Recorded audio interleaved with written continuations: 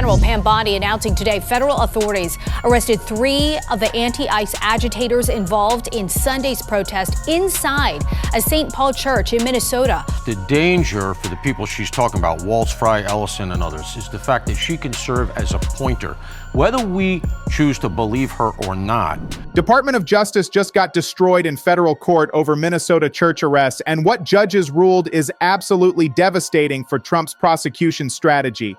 DOJ arrested 3 protesters, including prominent civil rights lawyer after demonstration at St. Paul Church. Attorney General Pam Bondi personally announced arrests. Homeland Security Secretary Kristi Noem posted photos on social media.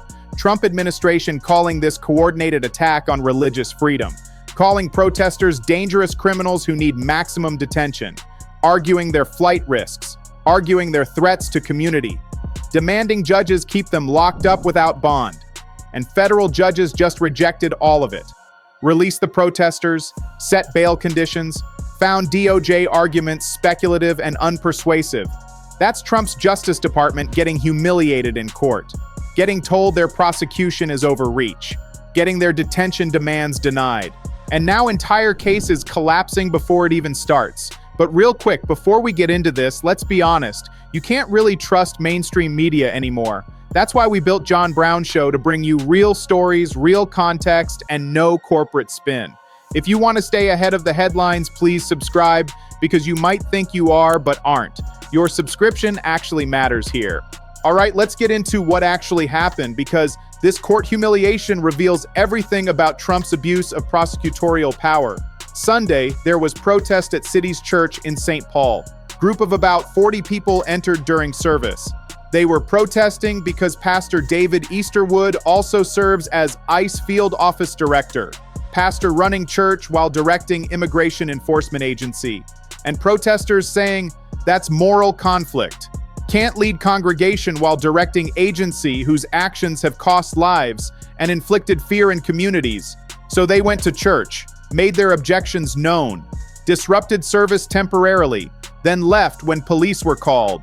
What happened next was Trump administration going nuclear, Pam Bondi announcing arrests personally on social media, Kristi Noem posting booking photos, White House account even posting digitally altered image of one protester making her look like she was crying. They darkened her skin tone, made her appear more emotional. That's Trump administration manipulating images of arrestee for propaganda purposes. That's racist. That's disturbing. That's prosecutorial misconduct before trial even begins. Think about what that means. DOJ is supposed to be neutral, supposed to handle cases professionally, supposed to respect presumption of innocence, but Trump's DOJ is posting on social media about arrests. Bondi celebrating on Twitter. Noem sharing custody photos. White House running propaganda campaign. And they're charging protesters under FACE Act. Freedom of Access to Clinic Entrances Act. Law designed to protect abortion clinics from violent attacks, law meant to stop physical assaults on women seeking reproductive health care, and they're applying it to church protest. Trump administration claiming protest violated FACE Act provision protecting houses of worship, that protesters used physical force or physical intimidation to block people from worshiping. But here's problem, FACE Act requires physical force, actual violence or threats of violence, not just being loud, not just being disruptive, not just making people uncomfortable, physical force, and judges are already skeptical that happened here. Make sure you're subscribed to John Brown Show, because DOJ went even further. They argued protesters should be detained permanently. No bail, no release, keep them in jail until trial. And not just regular jail. They wanted solitary confinement, wanted them treated like terrorists, like national security threats, like they're comparable to Al-Qaeda or ISIS. That's what government lawyers actually argued in court, that church protesters are so dangerous they need terrorist-level detention. Share this with everyone, because federal judges weren't having it. First magistrate judge released 2 of the protesters, set bail conditions, said they're not flight risks, said this isn't crime of violence, said government hasn't shown serious danger. Then second magistrate judge released 3rd protester. And then federal judge reviewed everything and upheld releases.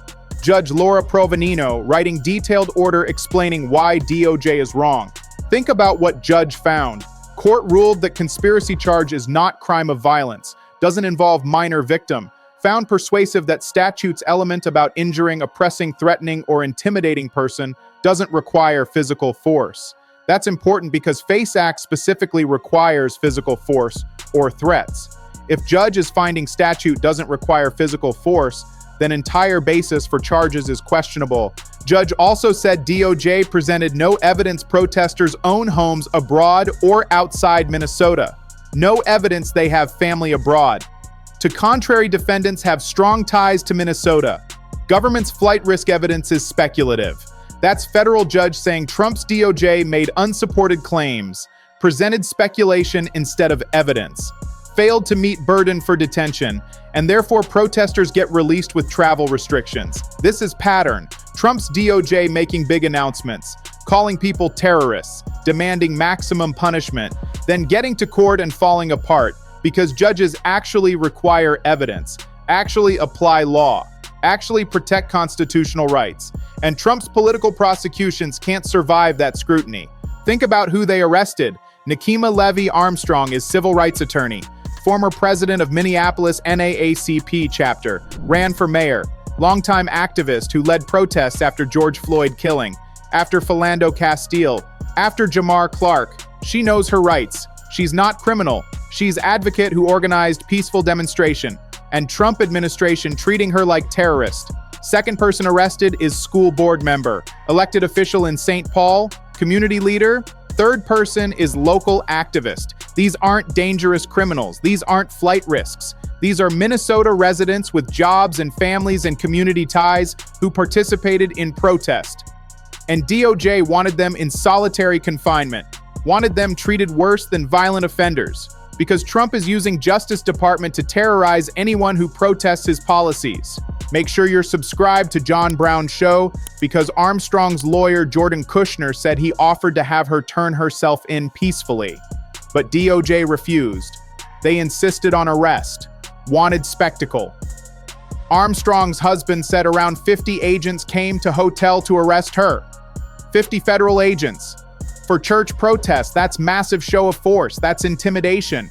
That's Trump administration sending message that if you protest, you'll be crushed. Share this with everyone because magistrate judge also rejected criminal complaint against Don Lemon, journalist who was at church filming protest.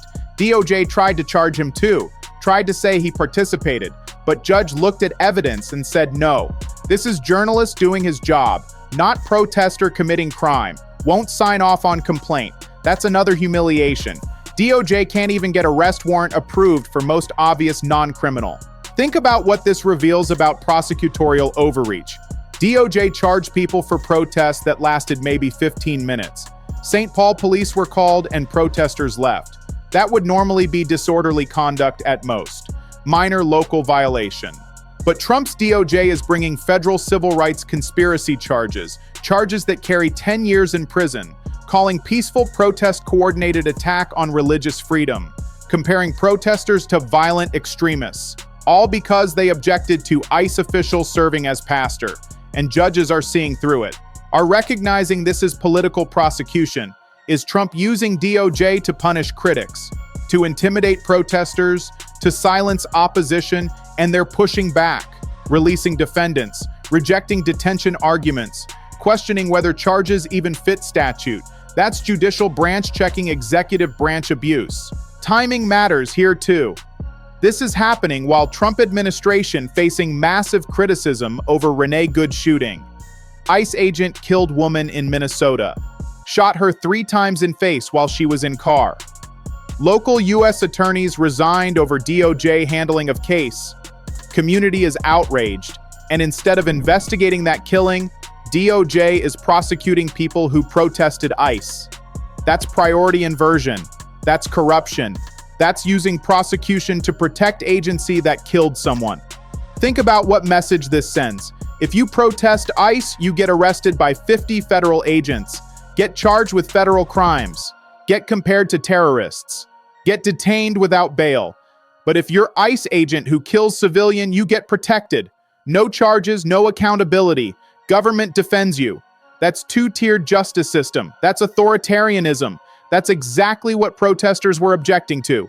Minneapolis Mayor Jacob Frey called for Armstrong's immediate release, said this is gross abuse of power, that federal government is picking and choosing who to investigate, going after protesters, not person who shot and killed neighbor. That's elected Democrat calling out Trump's DOJ, breaking normal diplomatic protocols because situation is so egregious. White House manipulating Armstrong's photo is separate scandal, taking custody photo, digitally altering it, making her appear to be crying, darkening skin tone, then posting it to millions of followers. That's character assassination, that's propaganda, that's violation of basic prosecutorial ethics, and it could be grounds for dismissal. Defense lawyers will show that to jury, will argue vindictive prosecution, will demonstrate government prejudice case before trial. Former federal prosecutors are horrified, saying this is unprecedented, that Justice Department doesn't post on social media about arrests, doesn't celebrate prosecutions, doesn't manipulate evidence photos, doesn't treat defendants like trophies. Attorney General shouldn't be tweeting about cases. Homeland Security Secretary shouldn't be sharing custody photos. White House shouldn't be running propaganda campaigns. All of that poisons jury pool, violates defendants' rights, makes fair trial impossible. Think about what happens next. DOJ appealed magistrate judge decisions, said they're going to fight releases, but federal judge already reviewed and upheld, so appeal likely fails. And even if they keep fighting, damage is done. Judges have signaled skepticism of charges, have found government arguments unpersuasive, have released defendants despite DOJ claims they're dangerous. That makes winning at trial extremely difficult.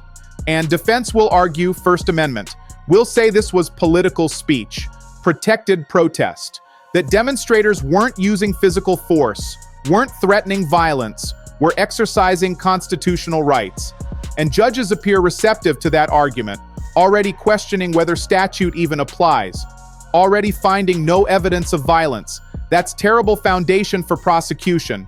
Share this video because this connects to Trump's broader war on dissent, attacking judges who rule against him, investigating Jerome Powell, pulling security from critics, prosecuting protesters, threatening journalists, using DOJ as weapon against opposition, and courts are only institution pushing back. Only check on his abuse, and they're doing it. They're releasing protesters, rejecting overreach, protecting rights, despite Trump's fury, despite political pressure. Think about symbolism. Civil rights attorney who protested police violence is being prosecuted by Trump administration for protesting immigration enforcement. School board member elected by community is being called terrorist. Local activists exercising First Amendment rights are facing 10 years in prison. And federal judges are saying no. Our defending Constitution, our checking tyranny, that's separation of powers working. That's judiciary protecting liberty from executive abuse. Trump DOJ suffered humiliating loss in federal court over Minnesota church protest arrests. Attorney General Bondi and DHS Secretary Noam personally announced arrests of 3 protesters, including civil rights lawyer Nikema Levy Armstrong. Charged them under FACE Act, claiming they attacked religious freedom. Argued they should be detained permanently like terrorists. Federal judges rejected all arguments. Released protesters with bail conditions, found no serious flight risk, called government evidence speculative. Magistrate also rejected criminal complaint against journalist Don Lemon. White House posted digitally altered photo of Armstrong darkening her skin and making her appear crying. Former prosecutors calling this unprecedented misconduct, judges signaling skepticism of charges and questioning whether statute applies to peaceful protest. Trump using DOJ to terrorize opposition, but courts pushing back. This story continues. Stay tuned.